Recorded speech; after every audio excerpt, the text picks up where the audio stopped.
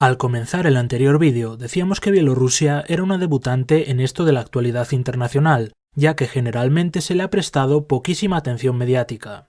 Desgraciadamente, esas escasas noticias que hemos tenido han sido siempre monotemáticas sobre ciertos aspectos de la política del país. Debido a esto, uno puede haberse contaminado por varios estereotipos acerca de Bielorrusia. Tenemos por un lado los grandes clásicos, como que Bielorrusia es la última dictadura de Europa o que Bielorrusia es un mero títere en manos de Rusia, pero también hay estereotipos que por pura ignorancia ningunean a la cultura bielorrusa, reduciendo a sus habitantes a ser poco más que unos rusos con acento diferente. En nuestro repaso previo por la historia del país comprobamos cómo esto último no era cierto.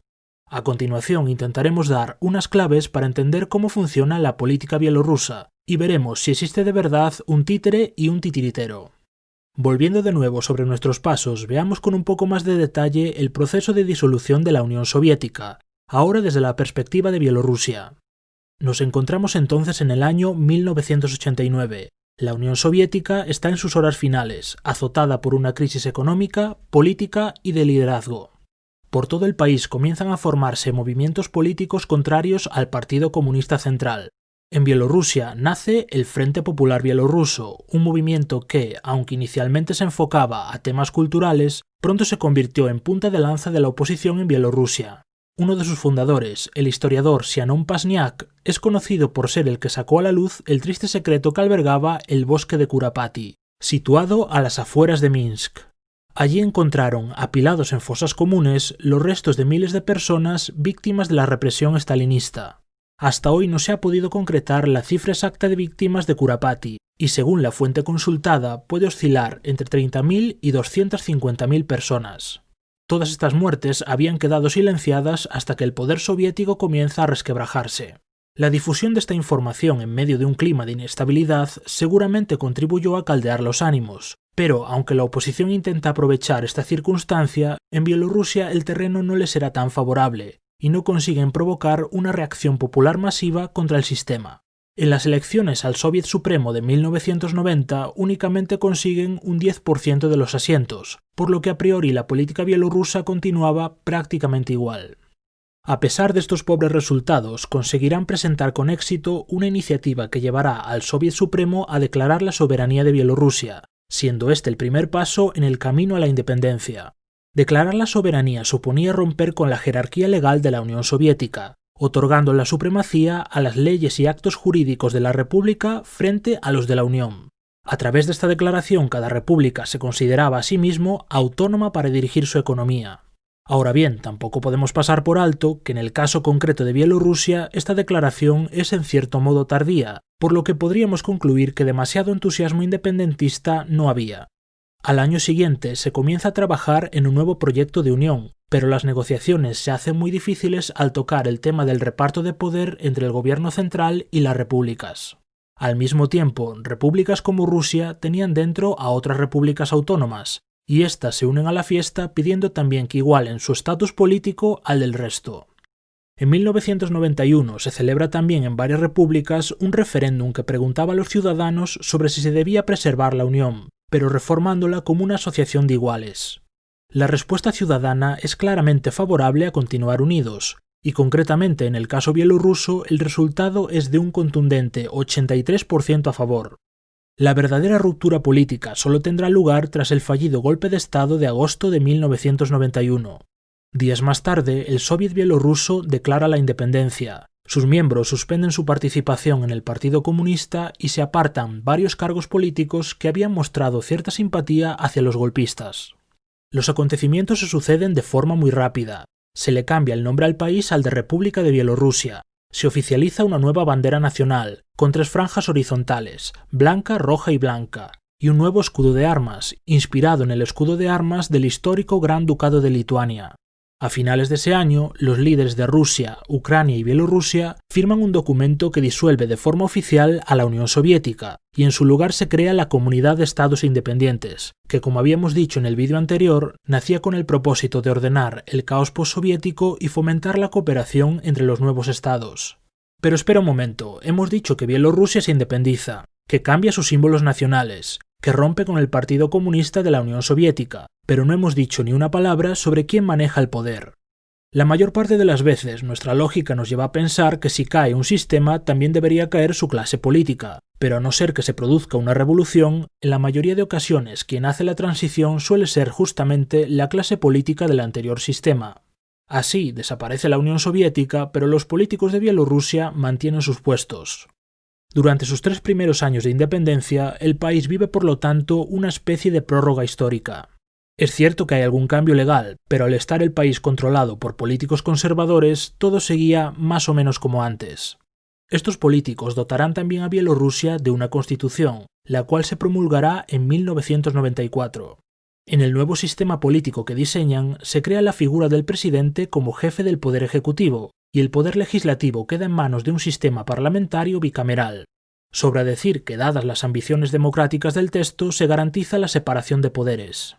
Ese mismo año se convocan las primeras elecciones a la presidencia del país, y en ellas emerge una figura política que era desconocida hasta el momento, Alexander Lukashenko.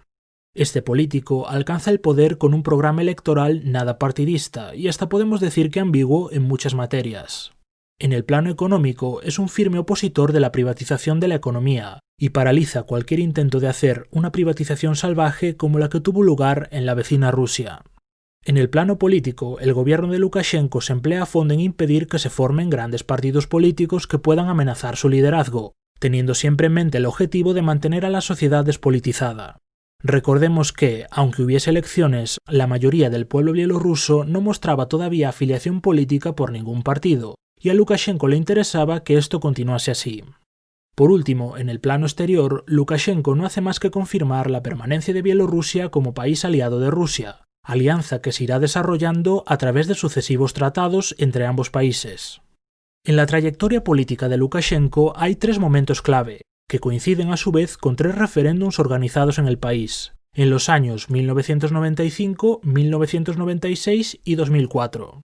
Lukashenko utiliza estos referéndums para realizar modificaciones en la Constitución, que acercan el país más a Rusia y consolidan de forma decisiva su poder como presidente. Los cambios más importantes son los siguientes. Se aprueba la modificación de los símbolos nacionales a un diseño más cercano al soviético. Se oficializa el idioma ruso y se aprueba la iniciativa para una mayor integración económica con Rusia.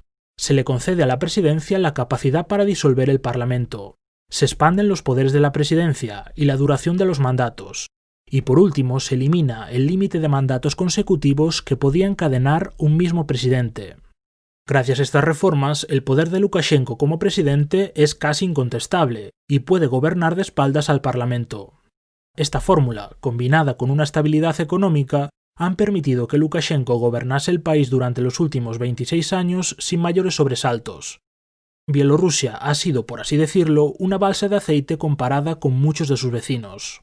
Sin embargo, todo cambió en este año, cuando, tras unas elecciones en las que por enésima vez fue acusado de fraude, una parte de la sociedad bielorrusa salió a la calle, dando como resultado unas protestas sin precedentes en ese país. Las razones que explican este cambio de tendencia son múltiples, y quizá las más importantes sean la combinación de una economía estancada con una evidente erosión en el perfil público del presidente.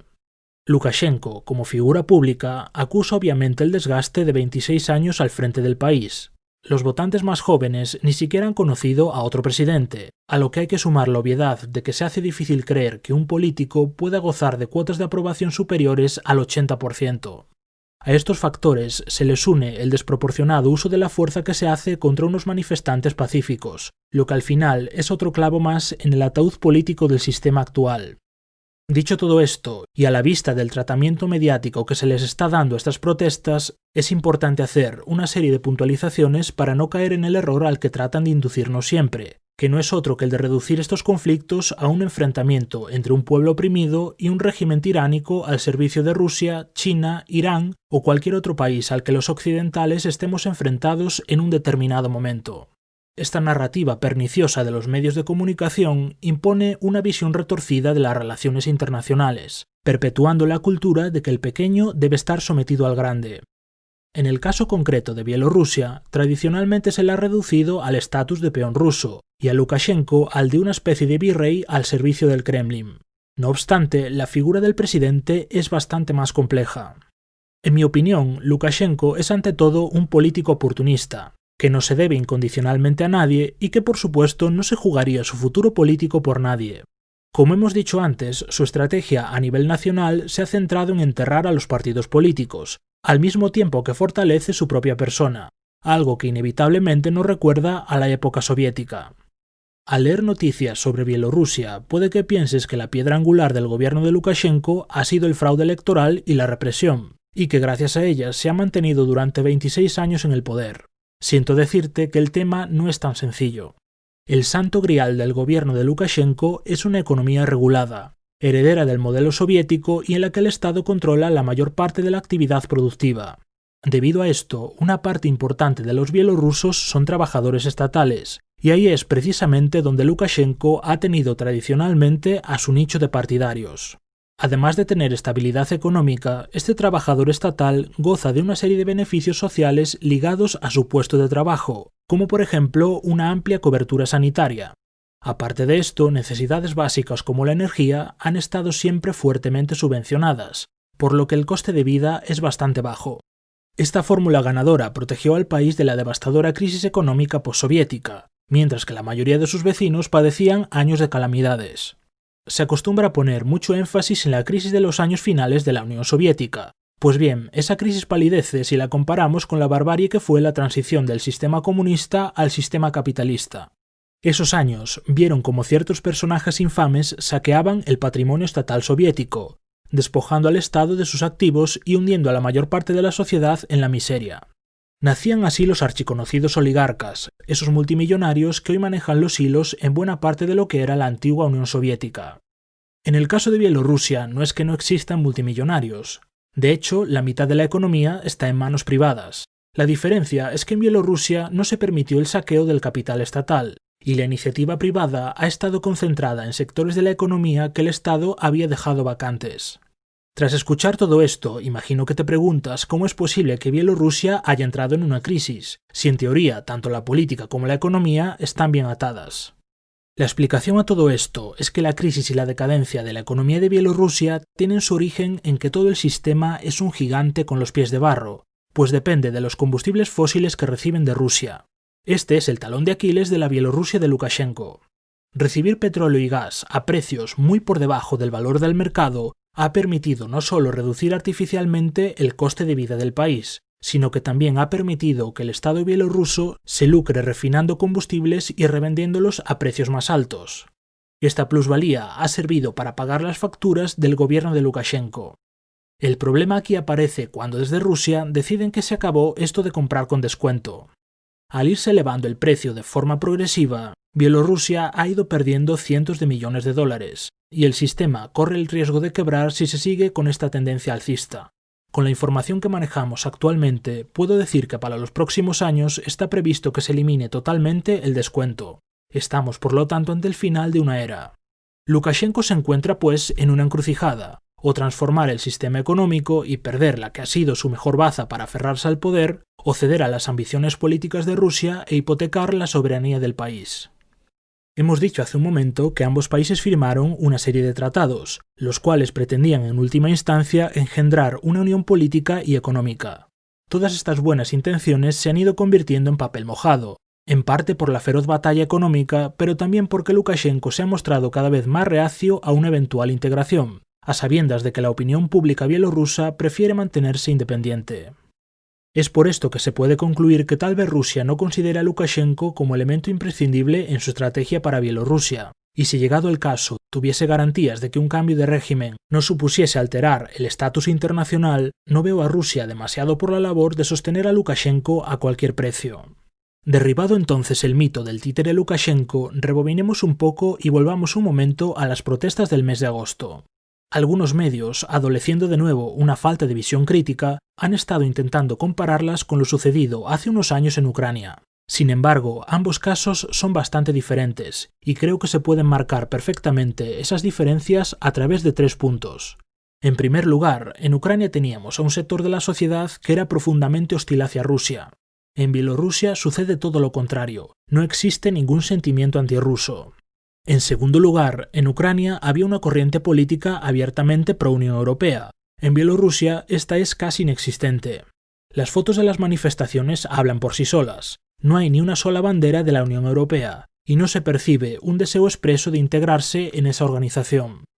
Por último, y este aspecto sí que me gustaría que quedase bien claro, es que en Bielorrusia las protestas son completamente pacíficas, mientras que en Ucrania los fuertes disturbios marcaron el cambio de régimen.